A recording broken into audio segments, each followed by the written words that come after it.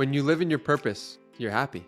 When you live in your purpose, you understand I am doing the thing that I was put on this earth to do, and that is most in alignment with the person that I want to become.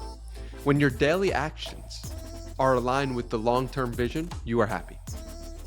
Think about the times in your life when your daily actions, the small things you were doing on the day-to-day, were in alignment with the person you wanted to be. Think back. I guarantee you were happy. I guarantee if you were not happy, you were fulfilled. And the fulfillment led you to be happy. And so, to me, it's a simple equation. Are you doing the things day to day, minute to minute, moment to moment that are in alignment with the person you want to be? Welcome to the Undefeated Underdogs podcast, where I unpack and narrate stories of ambitious people who turn obstacles into opportunities. My goal for this podcast is to create a platform to narrate underdog stories and maybe play a small, teeny tiny role in inspiring you. I intend to highlight the underdog mentality and make authentic conversations with people who play the long game, take action with a chip on their shoulder, and convert obstacles into opportunities. Buckle up, as I'll be bringing some authentic founders, VCs, community builders, and content creators who got underestimated their whole lives, and yet they beat all the odds to become insanely successful. Now, today I want to tell you a little bit about our awesome sponsor, Acquire.com. Selling a business is as tough as building a business. As someone who went through this process once, selling my own startup, I know the pain it takes to get to the end zone. This is where our sponsor shines. Imagine this. You're a founder who's built a solid SaaS product, acquired customers, and generating consistent monthly revenue. The problem is you're not growing for whatever reason. Lack of focus, lack of skill, or just plain lack of interest, and you feel stuck. What should you do? The story I'd like to hear is you buckled down, somehow reignited the fire, get past yourself and the cliches, and start working on your business rather than just in the business. You start building an audience, move out of your comfort zone to do sales and marketing, and in 6 months, you triple your revenue. The reality isn't as simple. Situations may be different from every founder facing this crossroads, but too many times, the story ends up being one of inaction and stagnation until the business becomes less valuable or worse, worthless. If you find yourself here or your story is likely headed down a similar road, I offer you a third option. Consider selling your business on Acquire.com. Capitalizing on the value of your time is a smart move. Acquire.com is free to list and they've helped hundreds of founders already. Go to try.acquire.com/Sharath and see for yourself if this is the right option for you. Now, let's get into today's episode. Howdy, folks. The reason I said howdy is because this guest is from, at least as far as I know, is living from Texas. And howdy, folks. Welcome to the Undefeated Underdogs podcast. I'm your host, Sharath.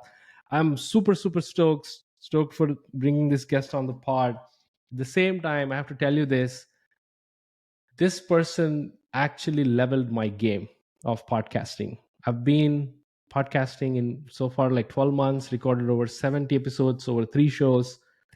And I usually wing in the episode during the episode, but this guy made me prepare like hell. I have 4 pages worth of research. Without further ado, Danny Miranda, welcome to the show. How are you feeling, man? I am feeling incredible. Thank you for having me on the show, and thank you for preparing all the research you did. Yeah, absolutely. And first of all, let me actually also tell you, behind the scenes, before we hit record, Danny actually recited a beautiful quote. And I was actually nervous. And that quote, it's about like you being a miracle. It's like a reminder that you're a living, breathing soul who's capable of doing everything that you want. And I genuinely appreciate for starting our conversation like that. I wish we hit record, but Do you want me to read it? made me like, yeah, please do. Let's start off doing that. This is a permission slip to keep in your wallet or purse or on your podcast table. Use it anytime and every time you forget that you're a walking, talking, heart beating miracle of existence. Use it as a reminder that you need no one's permission to be the absolute best version of yourself. And on the days you're not, that you need no one's approval to love yourself just the way you are. You only get this life once. Live every second of it in as much freedom and gratefulness as you can. You are a miracle. You got this. This is also from my friend Jono. He created this brand called Bodied Coffee, so I figured I'd give him a shout out. And I keep this on my desk, and it fills me with so much joy every time I look at it. And that's beautiful. That's beautiful. That's the beautiful thing you can tell to any human being. And I feel that's a great start. I loved that quote so much. Probably I'll after this talk, I'll just take a printout and keep it on my screen. I sometimes often miss that I am equal, or I'm kind of like I have the capability of matching other people's energy.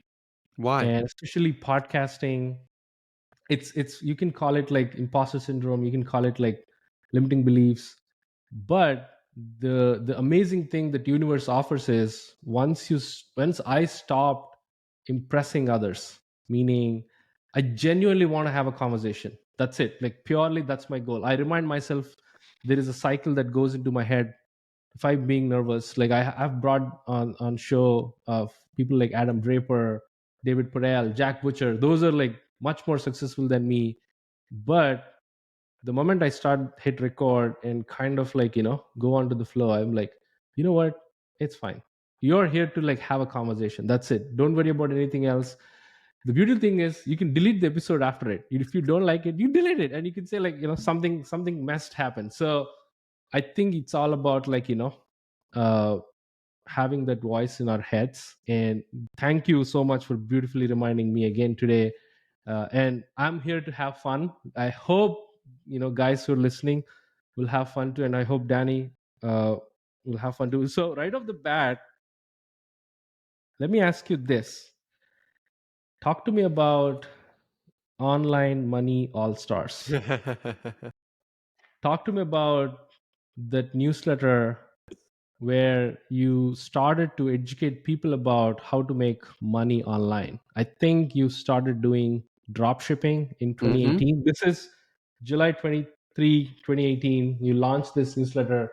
You started interviewing back then. I just want to make sure that people recognize that it's not that Danny overnight in 2020 September miraculously became a journalist or an interviewer.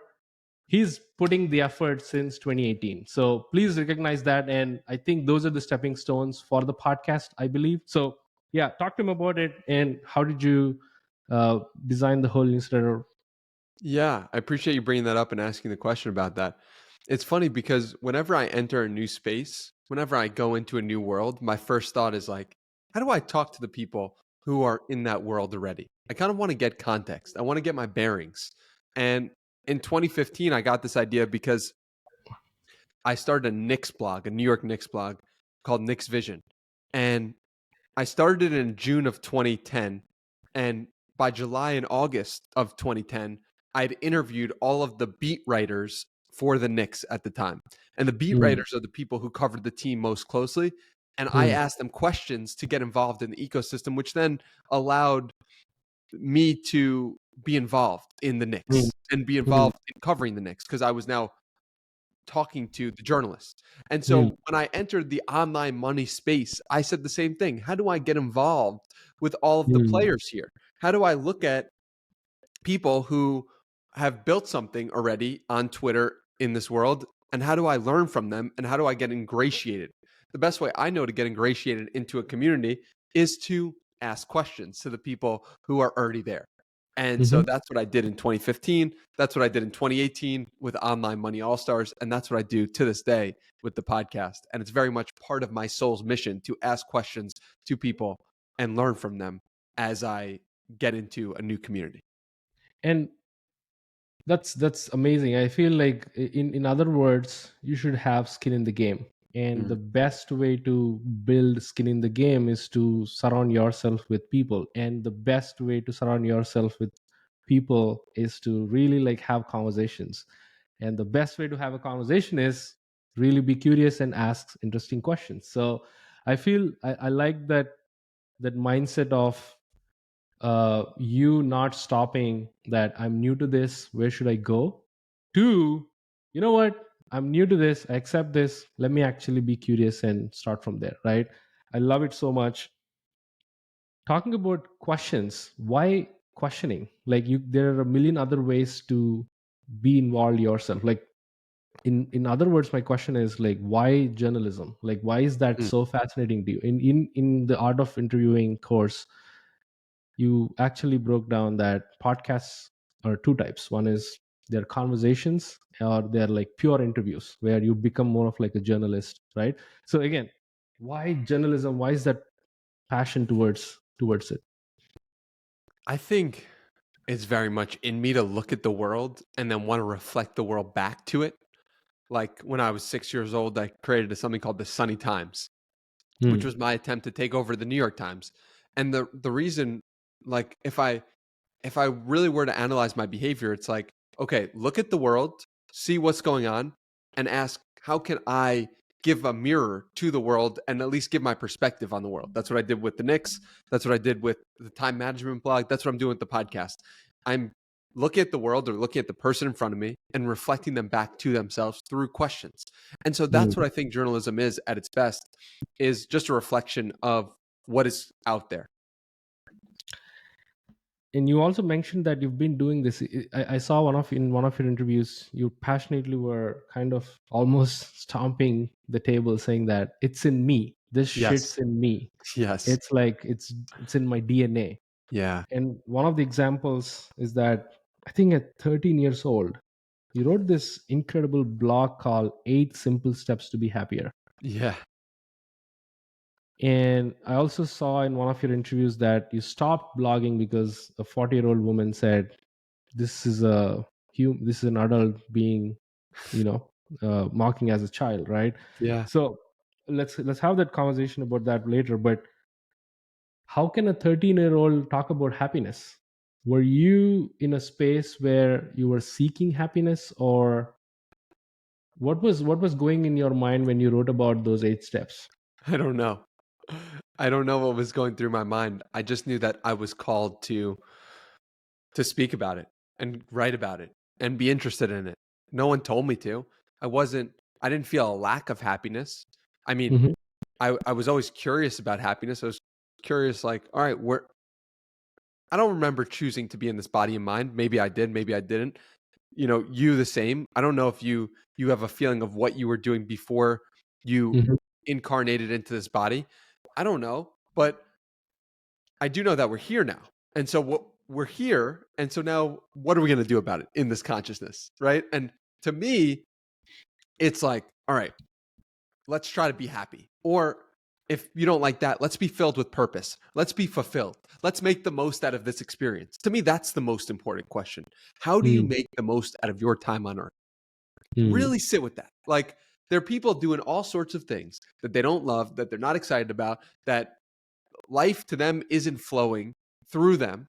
And it's like, why? Why is that the case? It doesn't have to be that way. And I knew at mm, 13, and I know today, you you can be happier than what you currently are. You can be filled with more joy. You can be excited by the possibilities of life, and you can make the most out of this thing. And so when I say it's in me, that's what I mean. It's in mm. me, like the the want to make the most out of this and help other people make the most out of this too is in me. There is a sense of drive. I'm kind of sensing from you. Uh, a lot of people stumble if you observe right closely. I do that a lot. You become happy and you become unhappy. You Yes. become again happy. You sometimes experience this peak, like you're really on top of the world. You got this, like the quote you recited, and that flow state eventually will burst, right? And you kind of get down because of whatever the things like society, relationships, results, not getting results, whatever it is, like whatever the case may be. You said you're chasing that, or it's in it since 13-year-old, and even with your previous answer like 10 years old, you're still kind of around the same space. How can a human being be happy consistently? By living in their purpose. When you live in your purpose, you're happy. When you live in your purpose, you understand I am doing the thing that I was put on this earth to do, and that is most in alignment with the person that I want to become. When your daily actions are aligned with the long-term vision, you are happy.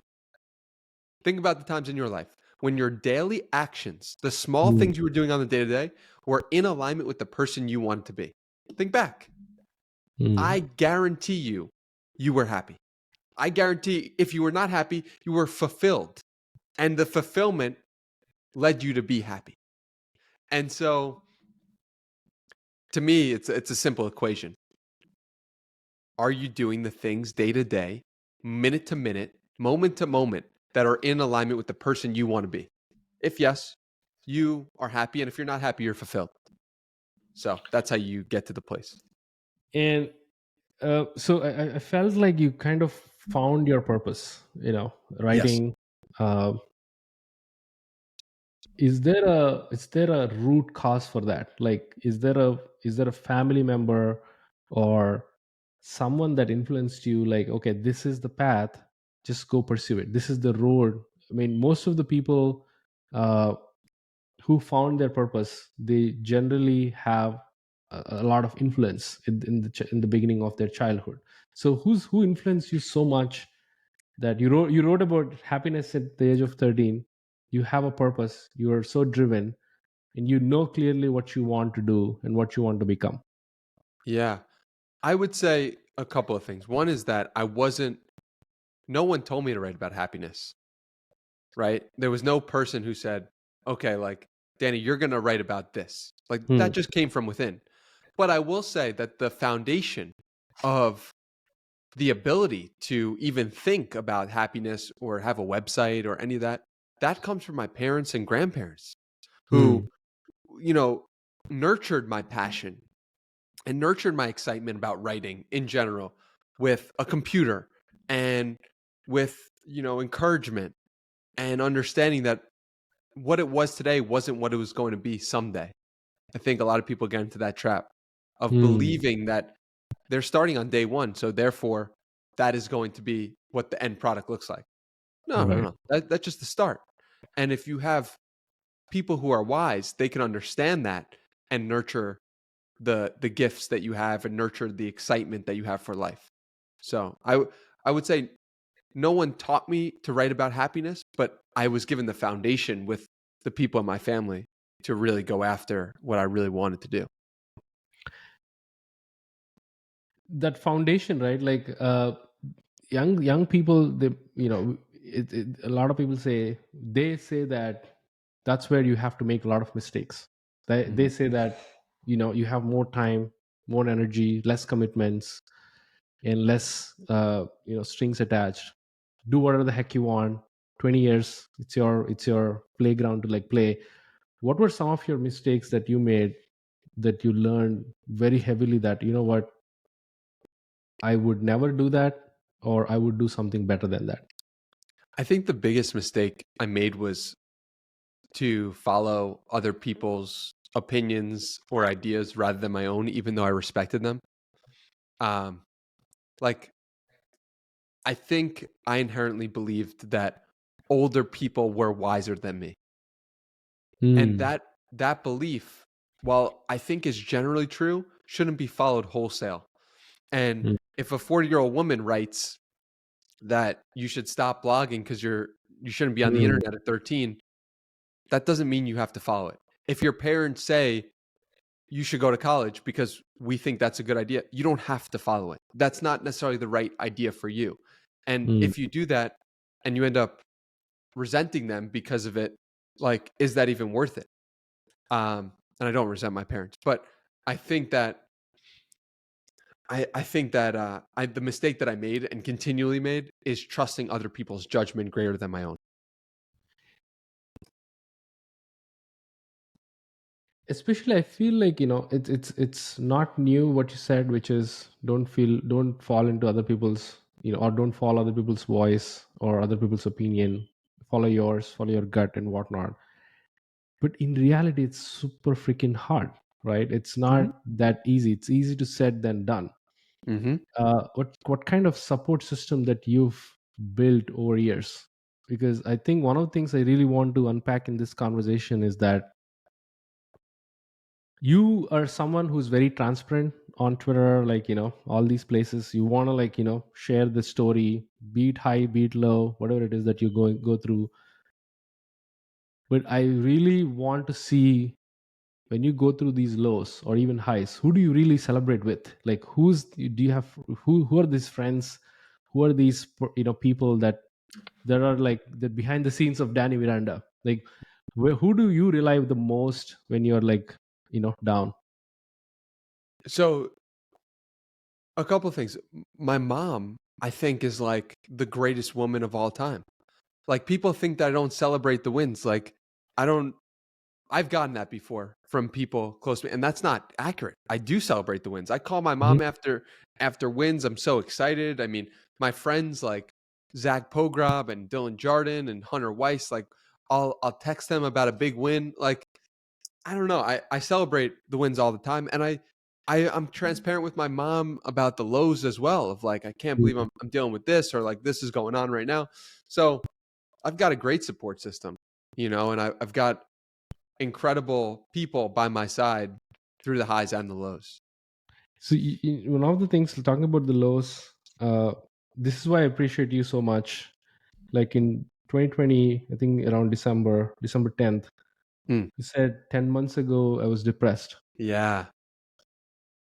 Talk to me about it. Like, when Uh, you have, so all this conversation that so far we had, your purpose, you know that you are happy, you know how to be happy, right? that's yeah. that's something, the system you're building. And why are you depressed? Yeah.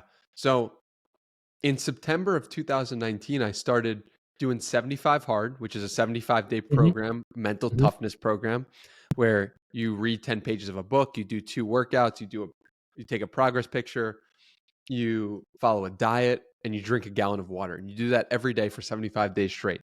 And so I was doing that, and I was also meditating. And for the first time ever, I get to this point where I stopped doing the things that were good for me. And now I'm in February of 2020, and just as I was so high from completing 75 Hard and doing 75 Hard and building myself up, I now went to an equal place of low because I wasn't doing the things that I knew I could do. When you have potential or notice your own potential, it's sometimes upsetting, and it is harming you so much when you realize you're not living in your potential. If you're Mm. not, like, really think about that. If you have an athlete who's like knows he's can be an incredible athlete Right. and he's just not working out every day, he's Mm. going to feel upset. And I was in that position of believing that I could really impact people in a positive way, that I impacted myself, that I built myself up. But then I was like, all right, but why am I doing these things now? And why am I not building the life that I want? Oh my God, something must be wrong with me. So that's why I Mm. was depressed, because I And had seen the pinnacle and I knew I wasn't operating with it. so, let's dive into that a little bit deeper. Do you really think, I understand the perspective that once you taste, like, it's like, once you taste peanut butter, you can't go back, right? Like, Yes, once I you will taste die. something. I'm allergic to peanut butter. So once I taste it, I will die.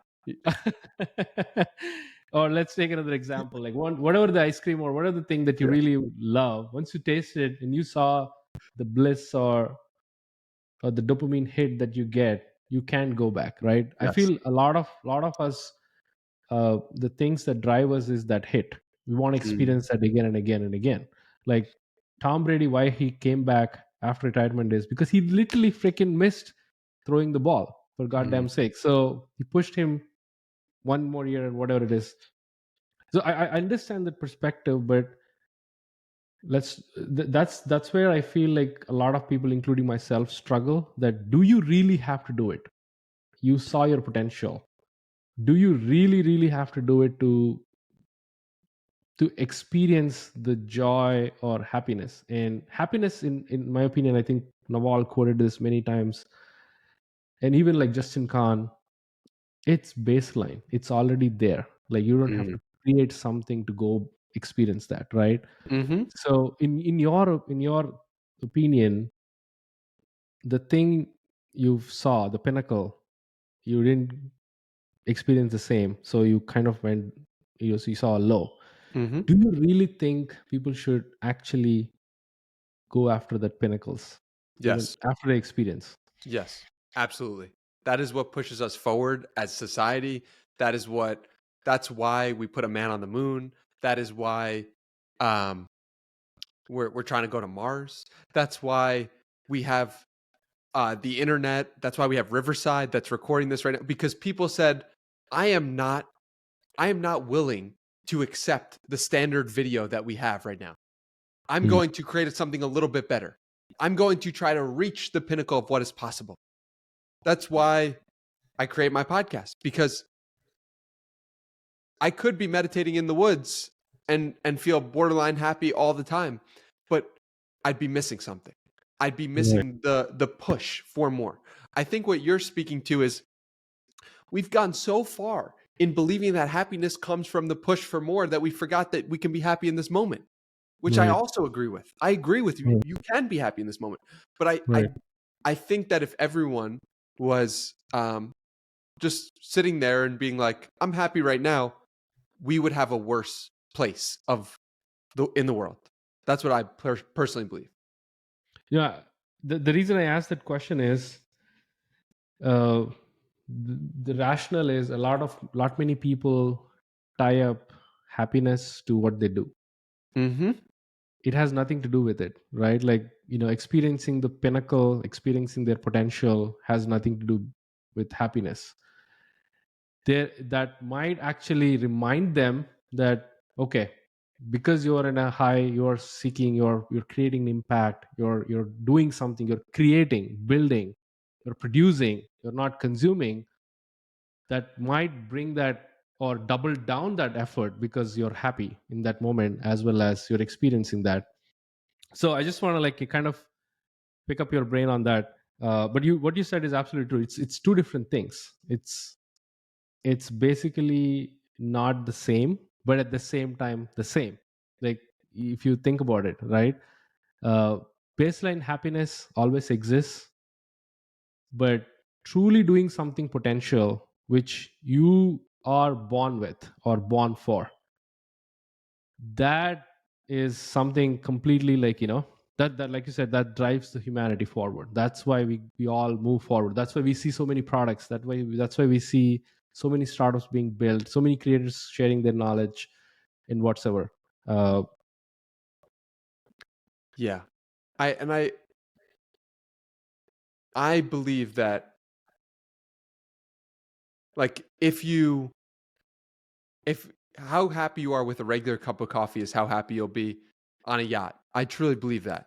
I don't know. I haven't been on a yacht in a long time, if ever. But I understand that perspective, and at the same time, I do believe that reaching for not necessarily the yacht, but something that's in alignment with you as a person hmm, and helping other people. You can't. There's no. You couldn't convince me that giving and helping other people doesn't make my life better. oh, Like, you couldn't. You couldn't say that. You could say there's a base level of happiness, but how come when I give to someone else, I feel better? Like, of course. that increases my own happiness. So whatever the baseline was, now it's +5. And Yes. so, I mean, if you give to a lot of people, if you give constantly, if your life is a reflection of giving, then Right. like your life is going to be happier. Your life is going to be more at peace. So while I agree with the statement, like happiness is the base layer, because as children, that's what we are. It's like Hmm. there are ways to build on top of that that are actually real and true.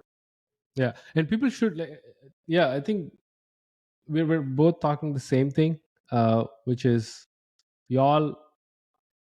So what people do, I feel, which uh, kind of shots them back, is that they forget about baseline happiness and they do something to chase Mm. happiness. That's Mm. what I feel I'm getting there.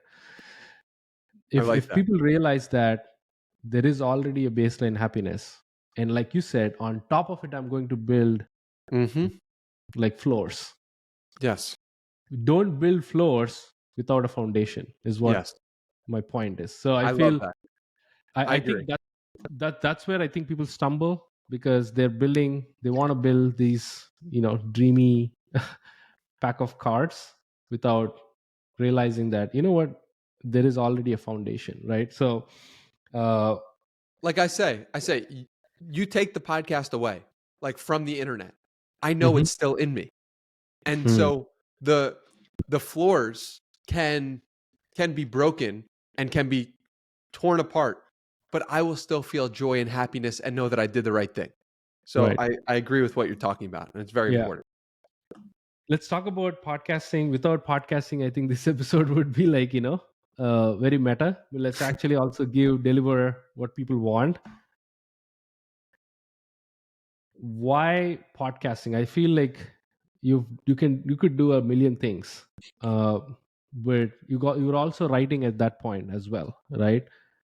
From going from a medium where you can write to where you can talk, how did that transition happen? It happened really organically. I just put out on Twitter who wants to talk on the phone. And I would have amazing phone conversations with people. And while I was writing as well during that time of July of 2020, I was reading so many incredible books. Like one foundational one was The Big Leap by Gay Hendricks Mm. and Conscious Living by Gay Hendricks as well. Two Mhm. incredible books. And I was saying, I want to talk to Gay Hendricks. How can I talk to Gay Hendricks? And I was Mm. like, I don't know. Maybe a podcast. Maybe he'll come on my podcast. So I remember Mm. emailing or sending a DM to Gay Hendricks. Hey, if I have a podcast, will you come on? And he's like, Yeah, I will. And he did. That's Um, awesome. Yeah, I so it heard was that a episode. combination.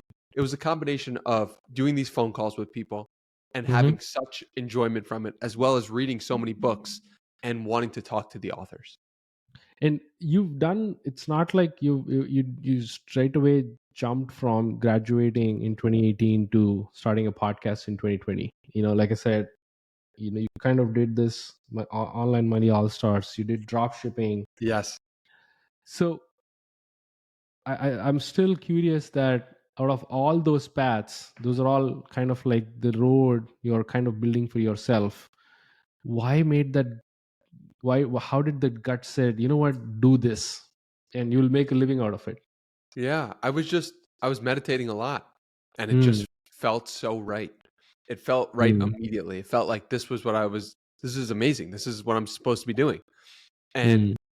you know, I was going to do one episode a week and then I Mm. started recording them and I had a launch date a month in advance and I recorded 20 episodes in 30 days. Wow. And I was like, My "Oh my God. god, I wasn't even trying." And I did 20 episodes. Wow. Okay, maybe there's something Wow. here.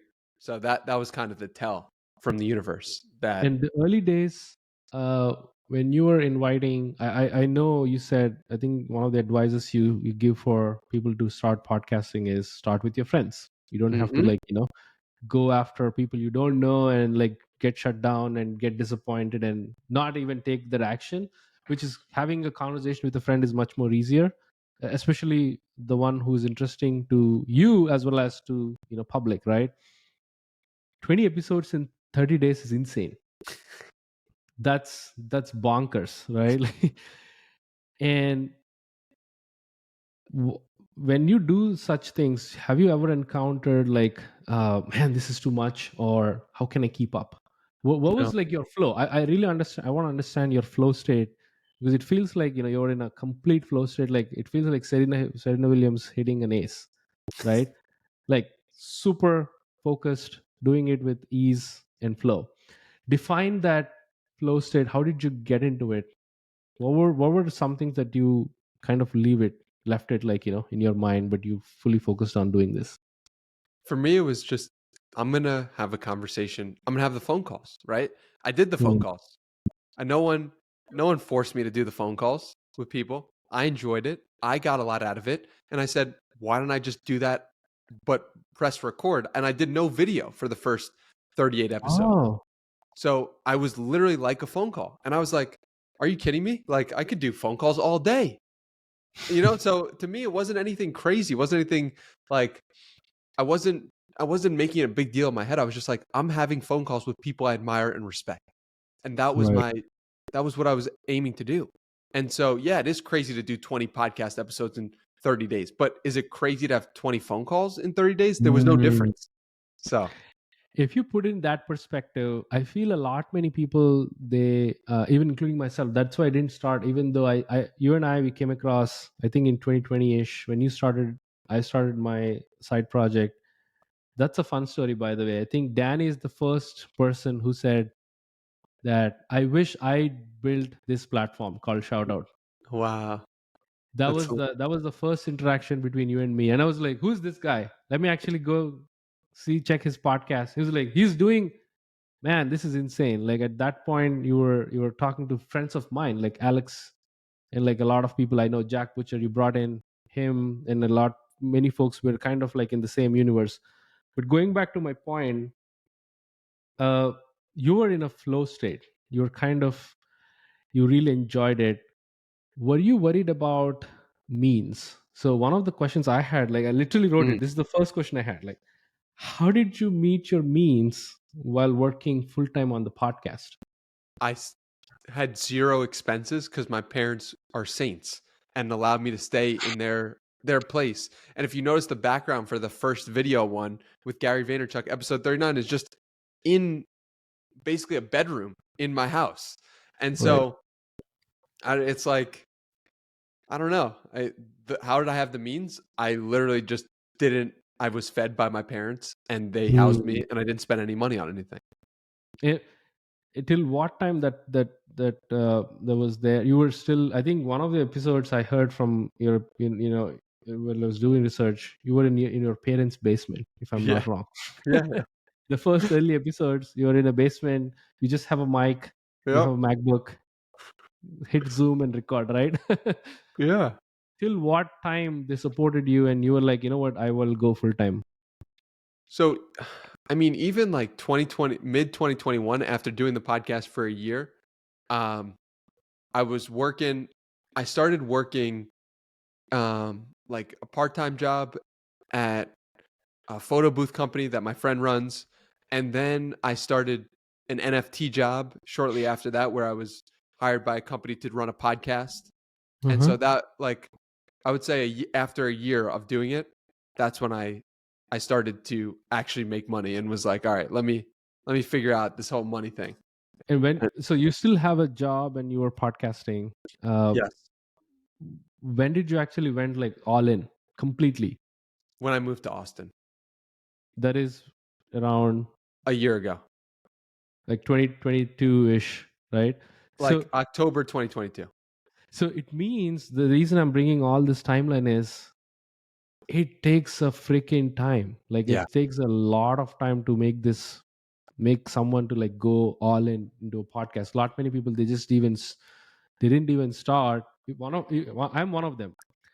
It's because my fear is back in 2022 is that if I start something, I have to dedicate myself. Number one, I have to make money. Number two, like Mm. that's the expectation setting I had.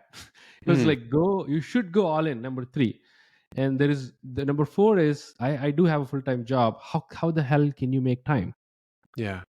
But the way I solved is the way you said, which is you start really small, have fun with friends Yeah. you like, shoot your shot, whoever comes on a part, because you're the boss for your own show. Nobody's actually hired you to like do the show. Like you said, nobody paid you like to write about happiness or said about writing happiness. You just felt it. I think that is really important. I just want to highlight that again and again and again is start something with literally zero expectations, really small, and it will pick up. It will go. because it will take off, but not Yeah. in year 1, year 2. And you want to add something to it? Oh, or not. Like it's possible also that it doesn't. And that's okay. If you're Right. getting the learnings from it. If you're getting joy from the process of building it. Like, Mm. you know, like you could be building sandcastles, right? And you could have so much fun building sandcastles Right. and no one might ever pay you to build sandcastles. And I Mm. said to myself, am I okay with that? And I was Mm. like, yes, I'm going to try to get paid from the thing that lights me up and my purpose. But like, if I never would, is that okay? And I said, yeah, it is. Because look at what Mm. it's given me, like conversations with some of my heroes, the ability Mm. to connect, the ability to express myself better, the ability to listen, the ability to ask questions. I'm getting so much out of this that Right. is completely unrelated to the money. That I Mm. think, it's worth it. It was worth it for me to do it even without the money. And Right. and so I think that's an important piece too. And some people feel that way about sandcastles, and some people feel that way about cars or Right. selling cars. Like there's so many different ways humans are expressing their interests and their passions and their pursuits and their soul. So Mm. I don't know. You said like it'll work out. It might not, and that's okay too, from my perspective. Yeah, I love that too. I think there is two sides of that coin. You have to live either side. That's why I feel you should have low expectations, possibly Yes. zero. So hit or miss, it works, right? Yes. How do you And win even if you lose? exactly. And like you said, you've had conversations like 415, if I'm not wrong. Correct. That's that's insane amount of episodes in 3 years. That's like possibly like 4 to 5 episodes per week in the It's last three. It's about 3 episodes a week, and it's 8 years of episodes if I were to do one a week. one. Yeah, that's amazing. It's phenomenal. Like, hat tip to that. Thank you. The people you interview are uh, this is personal question to me. That this is why I didn't start my podcast, is because I always thought like the people I interview, the heroes I look up to, the people who are 10 steps ahead of me or 100 steps ahead of me, Mhm. I have no connection or relevancy to them because they're very far ahead. They've done so much. They've kind of saw everything. The connection bit, what I'm talking about is I can't be on the same bandwidth, right, to actually hold a conversation.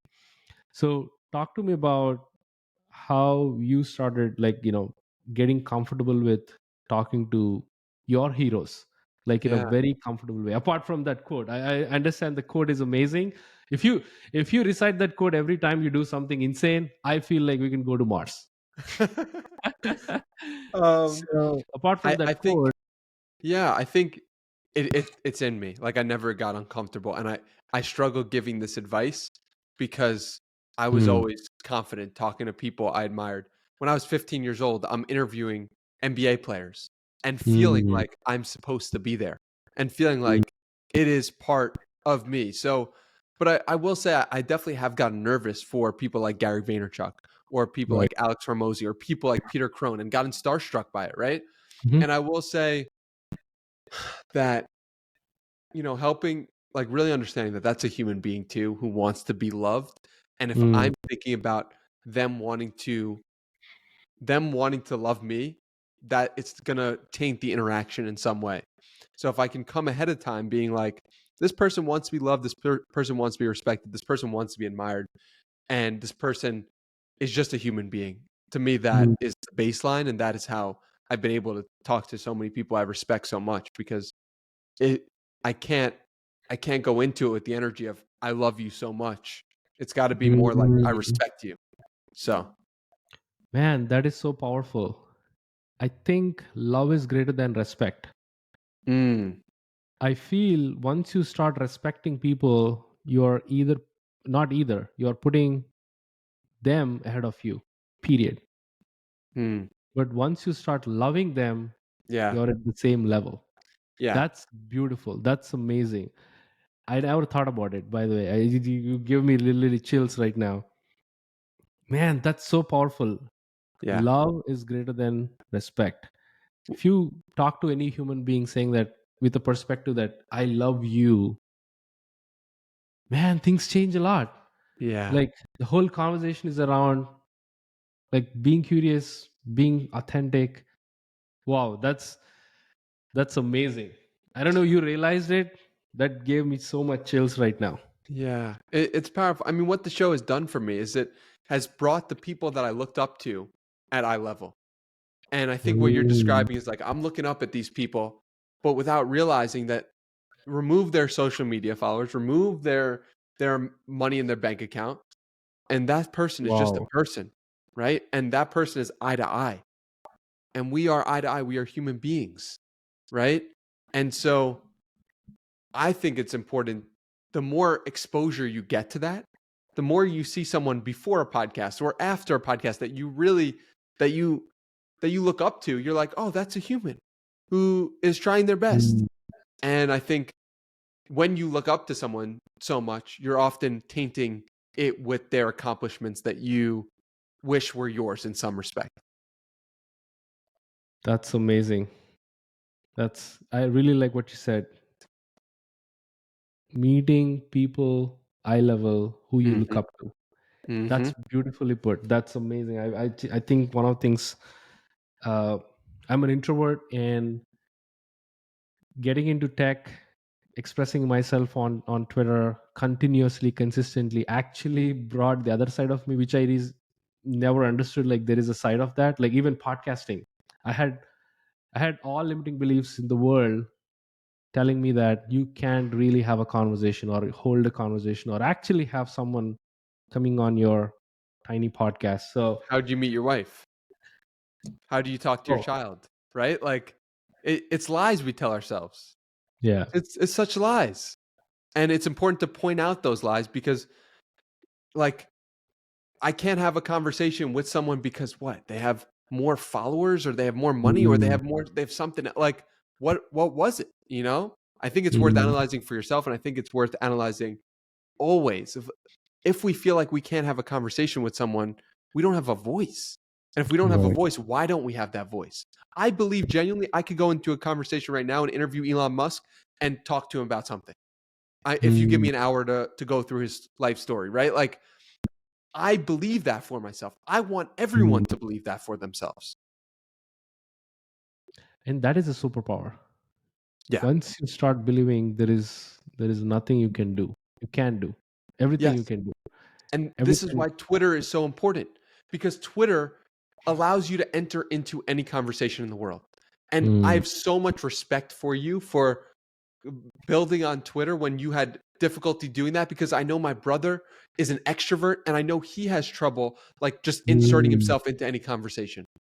And I'm like, wow, like to do that is actually requires courage to mm, speak online your truth because in that moment you are you are allowing your higher self to guide your behavior rather than the people who might make fun of you or yourself for making fun of yourself or something else like that is bring you down. And I have so much respect for you for pushing through that and actually putting yourself out there when it is not necessarily quote unquote in your nature.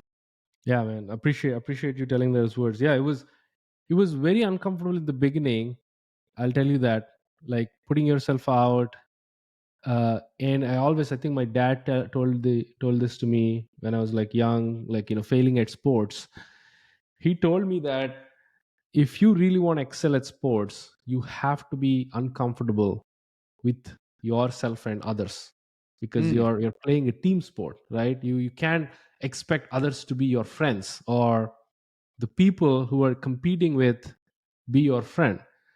mm, The reason why sports, like make you so uncomfortable, he says, is that it brings the best of people. Like it brings that competitiveness, it brings that, can I kill that guy? yeah. Right, even though it's not literally, but you have that drive in you by being uncomfortable. And the best way to become comfortable is putting yourself in uncomfortable ways always possible. So I think, yeah, and I really really want to again emphasize on the point that we are all human beings is so important. Like we always often forget about, and we encourage to see the baggage behind them, not them including like themselves, like purely. That's why I really like what you said about you have to look at people eye to eye, even though they're 10 steps ahead of you. They're like, somewhere you They're can't not. really reach They're out. not They're 10 not. steps ahead of you. Like, what if that person you admire is closer to death than you are? You Hmm. know? Are they really 10 steps ahead? I don't Yeah. know, Yeah. right? So, I don't know. I think we project like 10 steps ahead. Yeah. What is 10 steps ahead? Yeah. I think it's all like you said, it's our stupid narrative that goes into our mind. I think we're constantly battling that voice that, you know, that actually limits us. Those are all uh the limiting beliefs that we encourage to listen, rather than, like you said, we're all human beings, we're here to love, we're here to be kind with each other, Yeah. and we're here to like make an impact, to truly test your own potential in whatever way possible, right? I think I that narrative should be repeated multiple times. Then you can't do this, you can't do that, you can't be them, you can't be yourself. That is like shitty narrative. Yeah. You said about in this last answer about we tell a lot of lies to ourselves. Mm. What is the biggest lie you told yourself in your 28 years of existence in this planet? That someone else knew a better story for me than I knew for myself. Hmm. And I believe your story for me greater than my own. Hmm. I That's the love that. lie. That's the lie. Even if it's people you respect, even if it's people you admire, you know the best story for you. You have a calling, you have a purpose, you have something in Hmm. your mind that tells you at all times whether you're on that course or not. And the more you believe other people's stories for you, the more you will suffer in a life that you are not happy with, that you're not proud of, that you're not excited to wake up every damn day. And I think it should be all of our missions is to understand that voice better because we know the path, we have it.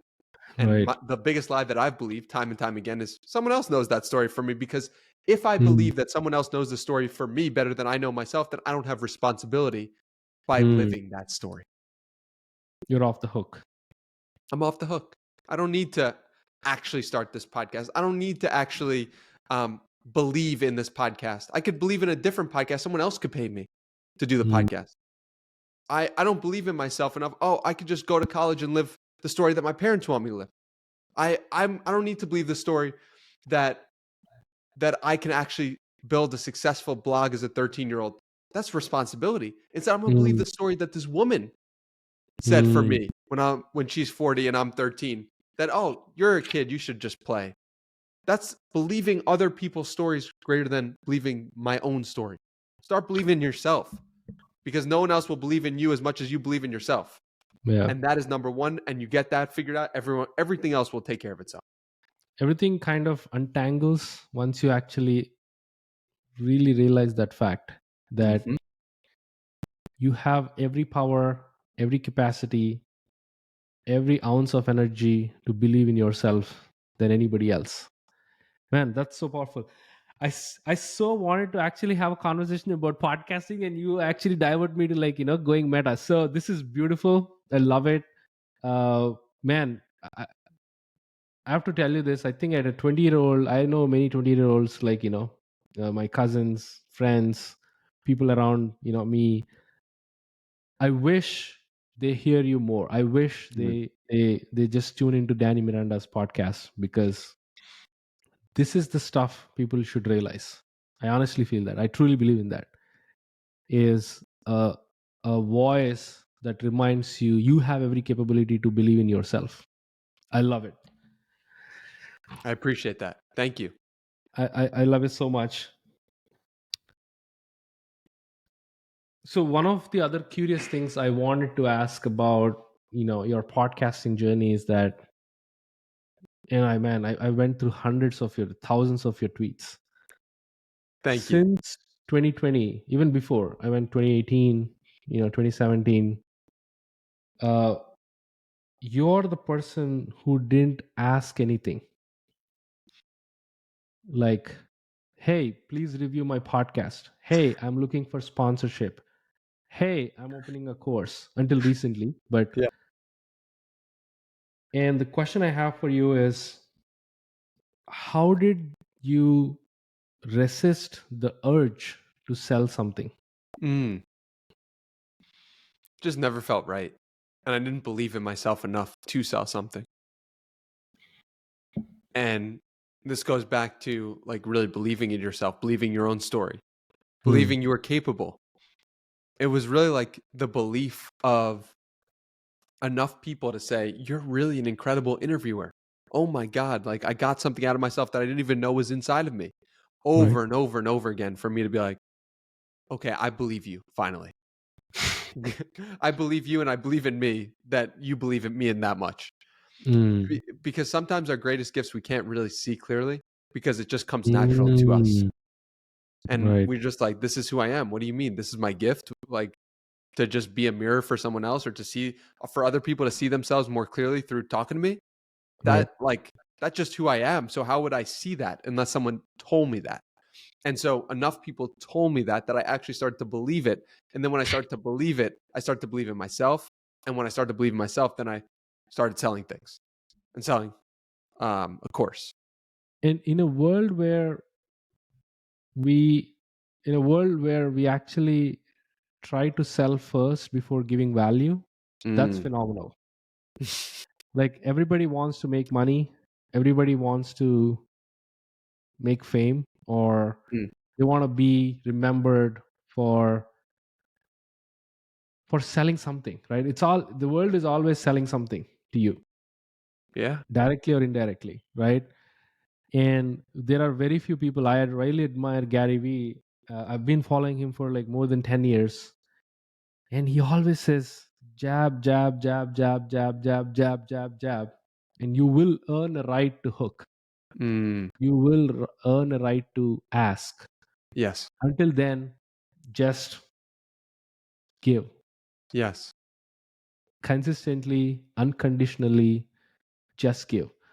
And I sometimes like fall into the trap, like, you know what, I earned this, let me actually ask this, and I fail, and I'm like, damn, reset, give, give, give, give, and accidentally ask something, and even that worked. Oh my god, miraculously, like, people help. That's what happened with Shoutout. I had no damn clue about like building a SaaS product. I'm not even a salesman.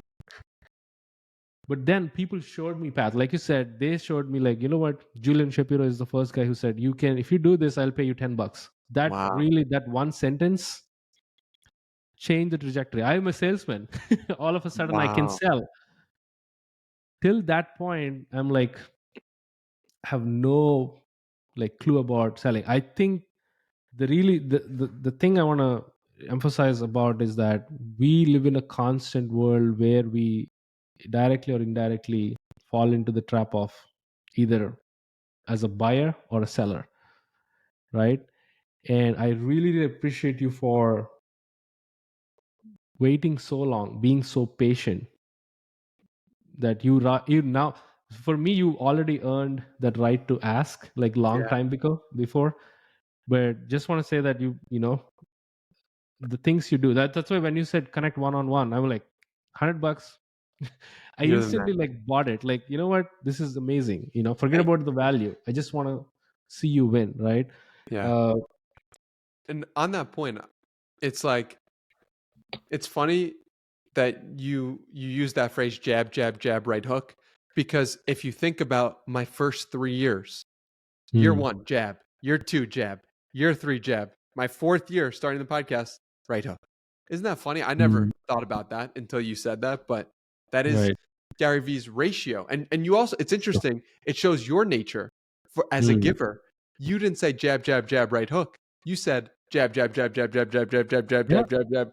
And that speaks to, I fall in this trap as well, giving more than asking. Hmm. And it's Right. like, where does that come from? It's Yeah. like, that's worth exploring or digging into, because we're natural givers. We Hmm. naturally want to give to people. If we're comfortable giving, maybe we could benefit from asking more if we're Hmm. so comfortable giving. And to your point before, I think the reason why I want to piggyback on that statement, we are natural givers, is because when you give, you feel happy. Yes. By fundamentally, like, Yes. try to buy a $10 or a $5 Starbucks card to a friend, surprise him or her. Yeah. Man, that the joy is insane. You don't have to like spend millions. Just So I had this habit when I was in Chicago. I used to live in Chicago. For every paycheck I got, there used to be a homeless person when I was actually walking through the office. He used to sit on a Friday every week, uh, basically asking for money. And he felt genuine over the time. So every time I earned $1 working 9 to 5, I used to give, again, nothing big, like $5 or $10, whatever the change I had in my pocket. And that moment I give that dollar, put it in your hands to my office, it's like probably like 500 meters. I felt like a superhero. Yeah. Yeah. And that is amazing. I feel like people should rely on that feeling more than the thing that you ask, and that feeling, that the thing that you get from selling something. Or I think it's necessary. We all have to pay bills. I'm not saying that let's all become monks, but experience this before that. Prioritize this before that. Prioritize giving before asking. I agree. And I think that's a very phenomenal point. And I would challenge you, as someone who gives more than they receive, it seems like you should ask more. And Mm. ask yourself why you're not asking more. Because even though I agree with the macro point of like more giving should be forefront in society, and we are in our own ways examples of that. Mhm. How do we as people who are not natural askers, not natural Mm. right hookers, not natural salesmen, how do we get into that flow more? It's Why do it's an you think? interesting question. Why do you think that? Like, what? Everybody will have their own answers for that question, Yeah. but why do you think we all are, as human beings, natural givers and not natural I askers? don't think we all are as human beings. I think me and you are natural givers. Mm. I think some people are natural askers. I think me and you are natural givers. And what separates us? What is I really want to unpack this, like, Yeah. because you recently started asking, and I Yeah. really want to also congratulate you on the 20K tweet that you Thank put. you. Well deserved. You'll get more than that for sure, 100%. uh, but you're seeing the light, you're seeing the Yeah. other side. And is there a difference between Danny a giver and Danny an asker? So I think how I reframed it in my mind is I'm giving with asking. Meaning, I Mm. genuinely believe from the bottom of my heart that what I'm offering in this service, in this course, is worth way more than $299. Therefore, by asking, I'm actually giving. Ah, that's You like amazing. that? You I like that, like that. right? I like that because we kind of have a soul satisfaction. Like, we're not blatantly like ripping off you for money, because we put a lot of hard work. You put a ton of man. That I love those episodes, the course episodes you did, because they're so that it requires a lot of effort. You were talking at a pace, you're explaining things, the presentation slides were well done. That means you've already are giving. Yes. But in that process, we also, I think, one of the perspectives that someone actually told me when I was doing Shoutout is that if you are so much of a natural giver and you don't ask, there is a high chance of you not reaching people that actually are, like, you have that reach, right? That you miss that reach if you don't ask. So that also, like, added gave me, like, you know what, oh man, I really want people to like utilize the product, because it helps them build business. Mm-hmm. Forget about they pay me $15. That's a secondary goal. The first goal is let them make money by the product I'm building, right? So I really like that. I think that's a very simple way of putting it. You are asking by giving. Mm-hmm. I actually love that. It's a game And changer. game changing. I think this conversation is probably the best conversation I had in a while. Let's talk Love to about hear that, man. Thank you. let's talk about your habits. You're big on meditation, you're big on running, you're big on weightlifting. you're someone who goes to gym on a consistent level, which is something I feel ashamed of myself. I don't No, go to no, gym that don't. often. Talk to me about it. Like, why habits are so important to you? And when you're already the reason I'm asking is the rationale is you're already getting the dopamine hit by podcasting. You're already kind of happy by conversing with a lot of people. So you're already experiencing the pinnacle, in your Yeah. words. Why do you need more habits? Because I don't view it as more. I just view it as challenging myself in new and interesting ways that excite me, that keep Mm. life interesting. And I started running because I saw a bunch of my friends doing it, and I also knew my grandpa had spent a lot of time running and knew how much it benefited him in terms of Mm. mentally, in terms of how he felt about the world around him, how he made a lot of friends from running as well, which I found too. Mhm. And I just tried it out, and I didn't know what it would lead to, and I had very, like you said, very low expectations, if no expectations at all. And Mm. I found out after a few months of doing it consistently, I loved it. And for me, it all, the weightlifting, the running, the meditation, all of it is just like, how can I make this life a little more joyful? You know, Mm. how can I continue to progress forward in some way? And not really with the meditation. Meditation is literally just like, I love just spending time by myself and with myself in my own head, understanding myself better, understanding my thought patterns, where they come from. But yeah, I think it's like we all do. I also don't have children, right? So I'm not like Mm. raising a child. The child that I'm raising is myself. And Mm. and so because of that, it's like, why not make this child as superhuman as possible? Man, that's powerful too. That is super powerful. You are your own child. Yes. Oh my God, that's a different perspective right there. I don't know if you realize, as a dad, my 100% always my thoughts are around, did I give enough food for Ruhan, or did I put him to bed properly, or is he doing good? This is always the conversation. But imagine if you don't have kids, if you put yourself as your own child, damn, you'll be so careful, you'll be so mindful. You don't talk shit to your kid. Why do you talk shit to yourself? I don't, because I know that. Oh man, that's a that's an amazing perspective. I That's a love it a lot. Yeah. Oh I'm writing that man, down. Treat yourself like your child, like that's you amazing. are your own child.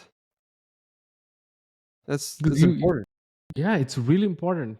You don't eat shit. You don't feed shit to your kid, Right. or you don't talk negative to your kid. Yeah. You always want them to be in an empowered state, or a Yes. positive state, or eat Yes. healthy, live healthy, sleep healthy. Why the heck you want to do it for yourself? Correct. Oh And man. this is a secret that I've uncovered is people often say, like, treat yourself like your best friend. Similar. Treat yourself like your own child. Like you are your own child. I would say, more than the best friend, the child analogy is really powerful. As a Yeah. dad, I can completely relate to what you said, because I never think of myself as a child. But Never. you are. You are that 5-year-old kid, 10-year-old kid. Like, Mm. and now you have a podcast microphone, you've got a house. Congratulations on that. Oh, Like thank you. you're Appreciate that. you've got a wife, but inside you're still 10. You're still Mm. 5. You can still put yourself back in that place. And so I like whenever I get frustrated at myself or someone else, I'm like, that's just a 5 or 10-year-old, and they're doing the best they can. That's deep. It is. That is deep. You're your own child. Man, that's really amazing. God damn. You dropped a gem there. I love that. Oh man. I don't know. I can't follow up with, after that. But I want to really cover a couple of things. So one of the things I really want to also talk about is in September, no, August 2020, you did a retreat for yourself, like 5 days, shut down technology, stayed in cabin. Talk to me about that impact that trip made, like reading Benjamin Franklin's autobiography, sitting near Delaware River. How much of that impact? Like, I think after listening to 1 hour, I feel one of the things I want to mention is that you should go more on podcasts. You should stop podcasting and you should do more podcasts, because now you have gained a wealth of knowledge, wealth of experiences, and the analogies, the frameworks that you said in this 1 hour. That really helps a lot of people, because you've gained that interviewing like these legendary people like came on your podcast. But anyway, I really want to, because I think that 1 hour of your conversation, moments like this, I feel helped you build the Danny who you are right now talking to me. So talk to me about the whole experience of, I think you recently did as well in July, if I'm not wrong. Mm-hmm. Yeah. For me, I had been doing 60-minute meditations every day from May 2020, which I ended up doing till December 2020, every day, 60 minutes straight Oh, wow. with just the timer and just going through my thoughts. And that was when I was doing from May to July. It was so powerful for me. And that's where I started to get so much more energy and could talk to people and could give them the most and give them exciting things and have them feeling excited to talk and all this amazing stuff. But I knew I could go deeper on myself. And I knew that I could really understand myself at a deeper level. I just had the sense. So I booked a cabin in the middle of nowhere, and I said, I'm going to just bring a bunch of books that I want to read, and I'm going to explore my own mind. I meditated in the morning for an hour and evening for an hour. I brought that book, and I think I read like 3 or 4 others. And Benjamin Franklin, I mean, this was so crazy because Benjamin Franklin was one of the first media people in the world. And here I was creating DannyMiranda.com and my own media website. And Benjamin Franklin also was interested in making the most out of life. He had 13 traits that he would check off every day to see if he actually hit it. And he was really into like becoming the best version of himself. And I felt such a connection with Benjamin Franklin. And as I'm reading his autobiography, I'm looking at the river, and it's like he sailed on that river that he's writing about that is on the Delaware River. And I'm like, what are the odds? Right. So that was crazy. But just the trip was so transformative because in that moment, I felt so clear on my direction, clear that the podcast was what I needed to do. I hadn't recorded any episodes yet. I just had this idea for it.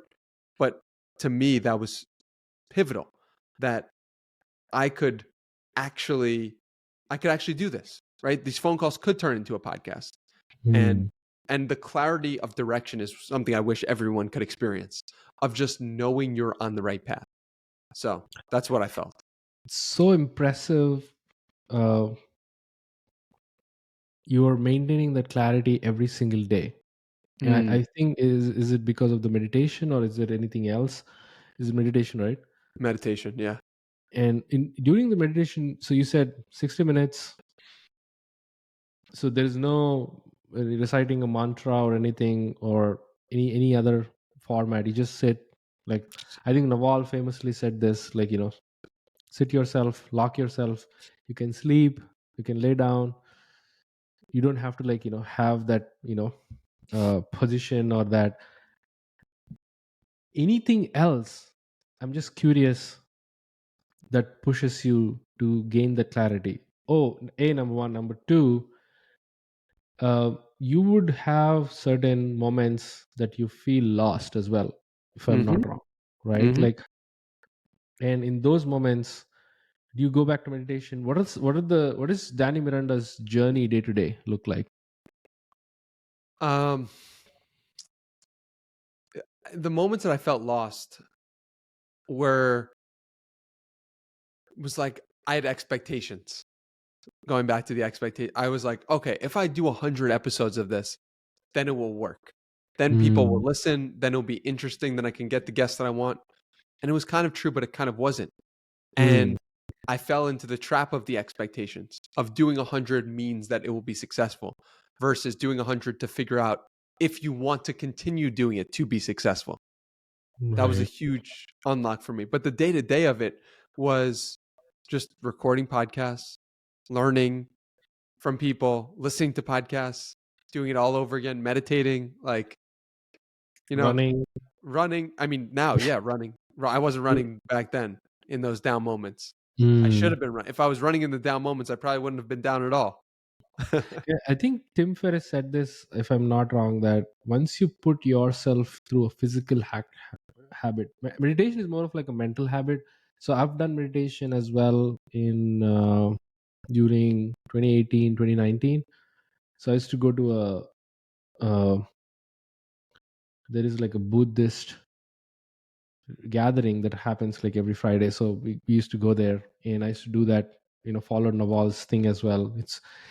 But I couldn't keep up. I have to bring it back. I'll acknowledge that.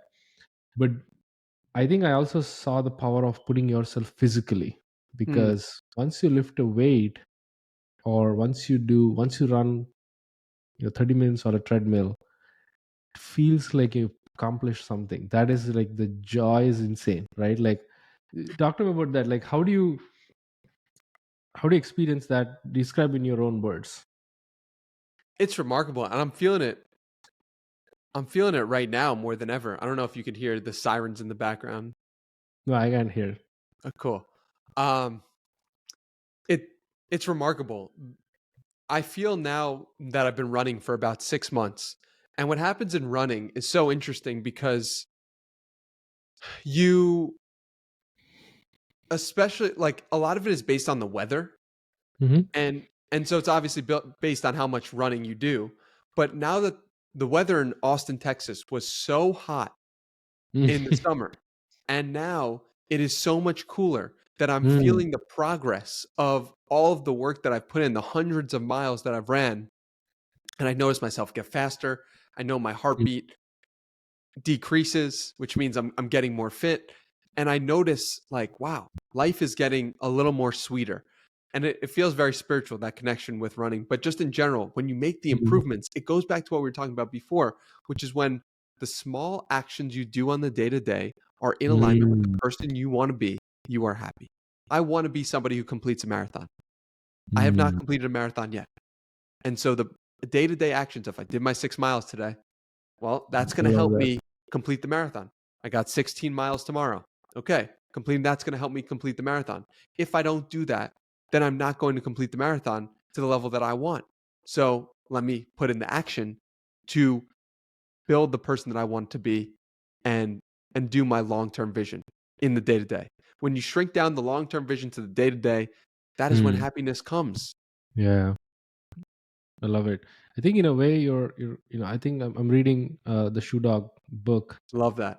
and even Phil Knight, when he had like his low times, he just go to this 6 mile run, right? I He used love to that. go, and basically, like, that's it. That's his reset after a long day, before hitting that sweet decliner where he calls his dad. You just go for a 6 mile run. I think what you're explaining is, which I haven't experienced. Running is meditation in action. Yes. I think that's what I want to experience. That probably I'll start, like, I'll just run for a mile or two, Yeah. just to kickstart, Go like, not slow. not go low, right? Like, don't even, like, over pressurize myself. Like, start something really small. After Phil Knight really gave me that idea, and you reassured it. So I don't know why I asked that question, honestly, but it's the universe telling me that you should run. So I should pick up the signs. Couple of more questions on the podcast, friend. I do have you still have you are you okay I with? Yeah, yeah. We've Good, got 20 minutes about until my good. next thing, but Okay, I'm cool, loving cool, this. cool. So you've recorded 415 episodes, and that means like more than, like, what, 4,000 hours, in even more.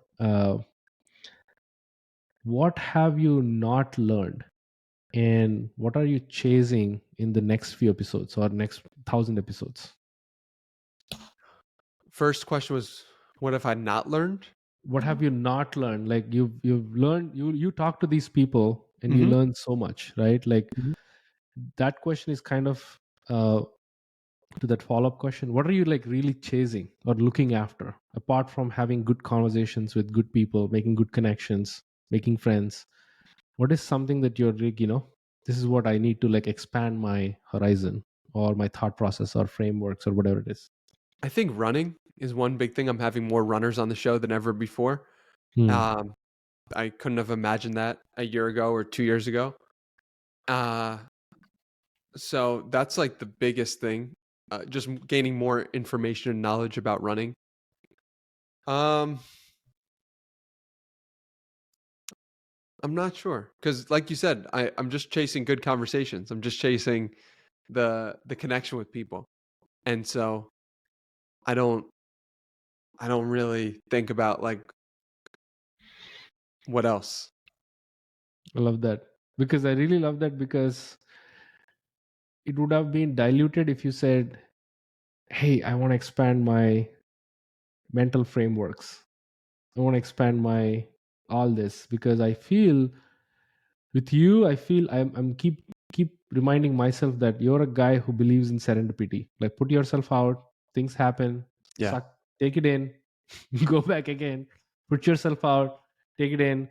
So I think you are on in that cycle a lot. All the experiences you had, I love that. Uh,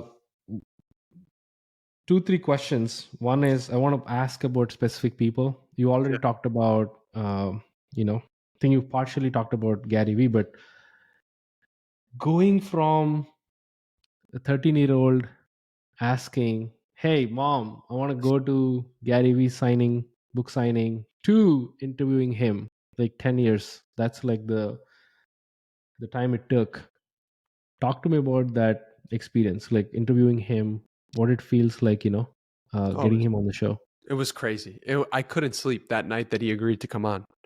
I knew my And life had changed forever. I knew that mm, like I was able to get so many guests because of using his name. You know, I was able to have a conversation with someone I admire so much. And I understood like this is the craziest moment of my life up to that point. The fact that he mm, would agree to come on. It filled me with so much joy and so much mm. more joy than I feel like I ever could have achieved by sitting alone in a room and not doing the podcast, you know? Like Yeah, I can I sense that. achieved so much more joy in that moment. Um Mm.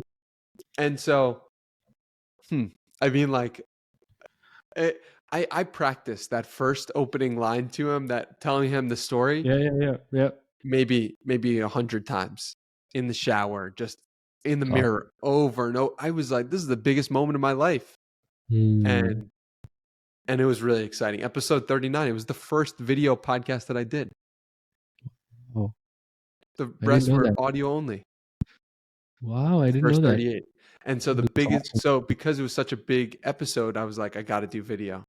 And I was uncomfortable with it, but I just pushed through. And then from there Right. out, it was easy. And I just did video the rest of the way.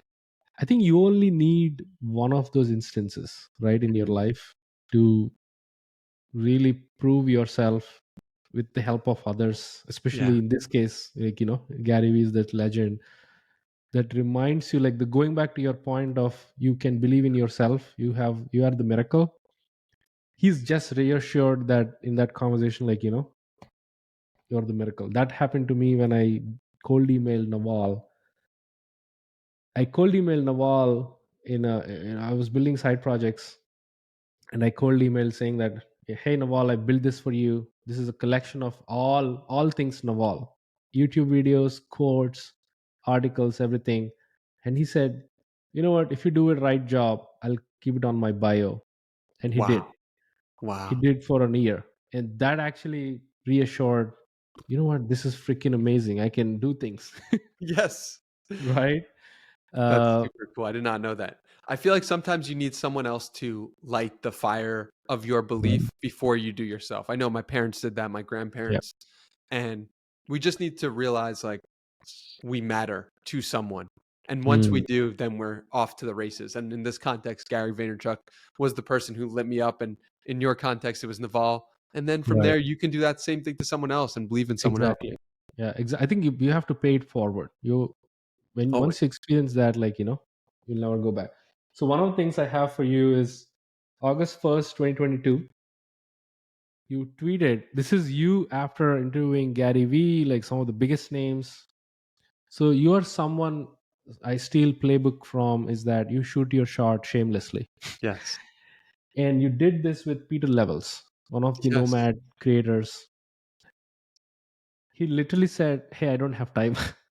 He literally shut you down. That's great. So I want to ask about rejection. Like I believe even I experienced this. I've DM'd probably like 300, 400 people, and I only did 30 podcasts. The conversion rate is uh, so low, but I still enjoy this because people like you, people like Adam Draper, David Perel, they actually like bet on me. Like, what, let's actually get on this guy's podcast. So talk about rejection. How do you handle it? One of the things I learned from Gary Vee is that he moves microseconds Yeah. from rejection. Yeah. Moves like, Yeah. moves on very fast. Like, talk to me about your process of, handling rejection. Didn't even think about Peter Levels or that moment until you just brought it up. Haven't thought about it in over a year, right? Because I didn't think about it since August 1st. I don't even think of it as rejection. I think that's a huge Mm, thing as well. That mm, was a rejection to you. Like, to me, that was like, we're getting closer to him coming on. He doesn't have mm, time for it, but he knows who I am. And so when I mm, ask him in 2023 or 2024, he's going to be like, oh, I remember this guy. mm, So I asked him again. I don't know. He definitely didn't respond or didn't agree. And that's okay. I don't view that as rejection. mm, We need to yeah. It's like, it's so funny that you categorize that as rejection. I categorize that as we're closer. We're getting closer. I'm playing a decade-long game. I'm playing a multi-decade-long game. Someone says no, that means we're a little closer to a yes. mm. Let's go, baby. We're getting there. That's another gem. It's almost like you heavily rely on half glass full, not half glass empty. Yeah. I like that a lot. Man, it's amazing. So one other person you really admire, 75 Hard, Andy Frisella, Yes. going from in 2018, following his 75 Hard challenge to meeting him in person, sitting probably in his office and interviewing him. What was that experience? Oh my God. 2019, September of 2019, Start 75 Hard. He's the creator of the program. In May of 2023, I interview him. It feels like Mhm, mhm, so long ago. Like, that fact that was this year is mm, it's crazy to me. We fly out, me and my buddy Hunter Weiss. He documents the whole thing. mhm, Hunter also did 75 Hard. Hunter also has been deeply affected by Andy Frisella, and he was someone who helped me out in my darkest of days. Right? I mm, read that email that I sent to Tej mm, Dosa mhm, mhm, on that podcast, episode 346, and I said, I just don't feel like I can like do anything, and I'm ashamed of myself. And that's who I was at that time. That's what I really believed. But then I did the program and it gave me confidence in myself. So to be right. able to talk to him after all that was remarkable.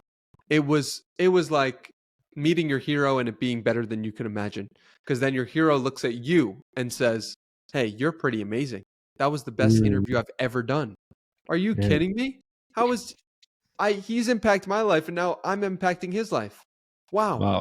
What a special moment. What an incredible thing that I hope everyone experiences. I mean, I was on a high like you could never even imagine. Just thinking about that day, I was like, this is the greatest day of my life because I had such high expectations for Mm, that day. I really did. And it exceeded them 100-fold. So, wow. That's yeah. amazing. One more question about particular person. Keep Going, my Mike Posner. Yes. Why is that album so special to you? In those days of September 2019, August 2019, I would listen to that album over and over and over and over and over again. Oh my God. That album got me through some dark, dark times. And in Mm, fact, one synchronicity stands out. was I was listening to Keep Going by Mike Posner over and over again. And my mom sends me a Mike Posner song that she knew I was down and really upset. And as a way to cheer me up, she sent me a Mike Posner song, having no idea that I was listening to Keep Going, Mike Posner's album. So that will be a very special interview. I think he's not on the podcast. I'm manifesting that he's not on the podcast, right? If I'm not wrong. He has not appeared as a guest on the podcast. He will. He will soon. We'll make it happen for sure. I'm manifesting for that to happen. It is happening. It is happening? Yeah. Boom. Love You it. manifested it. Like that. You're quick. You're so fast. Oh my God. All right. So this is the last segment I do with every guest. Oh, one question before it. This is more of the fun segment. So one of the goals you had is to do a live podcast in Madison Square Garden. Yes. I love it. It's going to happen for sure. Yes. And let me tell you this. You're going to be the biggest media person in the next 10 years. I believe it. Thank you. Definitely. 100%. I'll be so grateful to say that I know Danny Miranda. I'm he came on my podcast. I'll be so grateful for that. Love it. So this question is, that's an ambitious goal you're chasing, which is going to happen. What are you chasing beyond that? Or what is an ambitious thing that you always manifest for beyond Madison Square Garden? I would say more important than Madison Square Garden is to be present to the creation of life. That is the most ambitious of all. You see people all day, and myself included, can be on my AirPods, in my own world, in my own life. But the more that I'm present to the creation of it all, the more I can sit and watch it unfold and see the ways in which it surprises me that I'm having this coffee meeting and this person happens to be right next to me and introducing these two people. And just because I'm aware and I'm present to the creation of life, to me, that's where all the juice is. That's where the excitement lies. And that's where I try to be more and more ambitious every single day. I love that. I definitely love that. This is a heated conversation. There you go. Danny delivered it. Last segment, I call this rapid fire 5. I just ask 5 random questions, whatever the thing come to my mind, just come to your mind, just shoot it. Mm-hmm. Which guest surprised you the most in out of 415 episodes? Because it's top of mind, Adam Draper. He didn't surprise. It's hard to say he surprised me most, but just his optimism and love for life. I just felt like this was a long lost brother. It felt like. So it surprised me that I felt that way towards him. Absolutely. He came on my podcast as well. He's so down to earth. And he's so phenomenal. He's so human in your words, likable. Right? Yeah. So likable. Okay, what's the coolest story you heard on your podcast? I don't know. I can't give you a good answer. I don't know. There's so many good ones. I mean, I just interviewed this woman. She ran 200 ultra marathons in 200 days. It's like, wow. I don't know if I've had any cooler stories than that. And I haven't published the episode yet, but it's coming soon. And oh my God, Candace Burt, check this woman out. Like her grit, her tenacity, her belief, her endurance. Like I'm in awe. So that's the coolest story that I can remember. Wow. The toughest question you asked a guest. What is the central question of your life? To David Perel. I would say like that as the opening was just an incredible way to get a true sense of who he is. He didn't know that was coming, but it was a tough question for him. Yeah. It was actually a deep question. And a guest you thought you could never interview or could never interview before, but you did it anyway. Who's that? No one. No one. I think I can interview everyone. I think I'm going to interview everyone. And I have zero feeling of like, I can never interview Peter Crone. I can never interview Alex. That doesn't even cross my mind. Like, I love that. These people are all people. And if I want it, it will get done. If we believe. Right? Not now, but definitely can be done. I think the time is the biggest enemy there, which is, it won't happen like tomorrow. It can happen the longest you play, right? When once you play the long game, there is a high chance you're actually, the odds are favoring you, not against you. If you Yeah. remove time from the equation, I love that. And time isn't the enemy, it's the friend. Because Hmm. it's the thing that is on your side. We're together. Me and time are allies. I'm playing this Hmm. podcast game for 10 years at least. Hmm. So if I'm playing me and my friend time, we're going to be skipping through the fields. It's not an enemy. It's not something I'm trying to fight. It's something Hmm. I'm excited by and I embrace. And I Yeah. embrace this time right now, this moment. So I think that's an important distinction I would make. Last question. Who's your favorite podcaster that you're rooting for these days? It's a good question. My favorite podcaster that I'm rooting for these days. What I love about this question is it implies a few things. It implies that they haven't made it yet. It Mm-hmm. implies that they're coming from the right place. It implies that they are building something that they're excited about. Who's my favorite podcaster that I'm rooting for? Dude, this is a phenomenal question. I hope I did a good job making Danny think, the man who makes everybody else think. This is an incredible question. Thank you.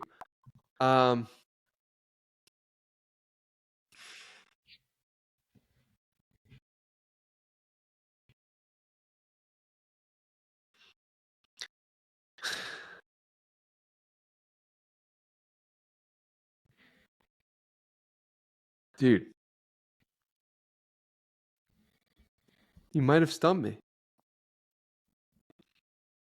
You got this. You're a miracle. Yes. Let me pull up my list. Let me pull up my Spotify and see. I think that'll help you because, on top of your mind, you might not remember, but once you go through the list. Oh, okay. Yeah, thank you. I'm rooting for Paul Millard I love as a that guy. podcaster. Yeah. Yes. Paul Millard is a legend, and he is such a good interviewer. He is so Mm. present. He is so interested. He is so curious, and I really enjoy what he does. And it was such a pleasure to get interviewed on his show. And I'm rooting for him big time. And the reason why I didn't think of him initially is because he's more of a writer than a podcaster in my mind. But I'm definitely rooting for him. Paul's a great guy. We've crossed our paths on Twitter so many times. Danny, I can go on and on. I'm telling you, I have so many questions I didn't ask, by the way. So the I believe it. questions I asked are rounded off, as you can see. I Wow, don't know if you can see. that's so cool. So we should bring you back for sure. That is going to happen. But this has been great, man. There are so many gems. There's so many frameworks. I love your belief. It's contagious. And I love the mission you're going after, which is you want to make people believe in themselves, period. Yes. That's it. Yep. So through the podcast, through the course, through whatever that you do, and like I said, you're going to be one of the biggest media personalities in the next 5-10 years. And I'm fortunate to be on the sidelines with you, watching you grow. I love it. Thank you so much. Any closing thoughts you want to share before we wrap up? I'm very grateful for the interview. I'm very grateful for your support and for just believing in me, because that is really appreciated. And I'm excited to continue to watch your journey unfold. And I'm grateful to have known you. Oh man, thank you. Appreciate that. All right, guys, that's it. That's a wrap. We're bringing Danny again. Don't worry. He'll be coming back for sure. I have like so many questions I still have I need answers for. But thank you so much. We do this, I do this, Danny do this for you. People, to remind yourself that you are the miracle, right? Mm. That's it. That's the intention behind all the effort we put in as podcasters. So hope this episode, helps you that 1% gain that you always crave for. That's a wrap, guys. Cheers and stay tuned. Stay healthy.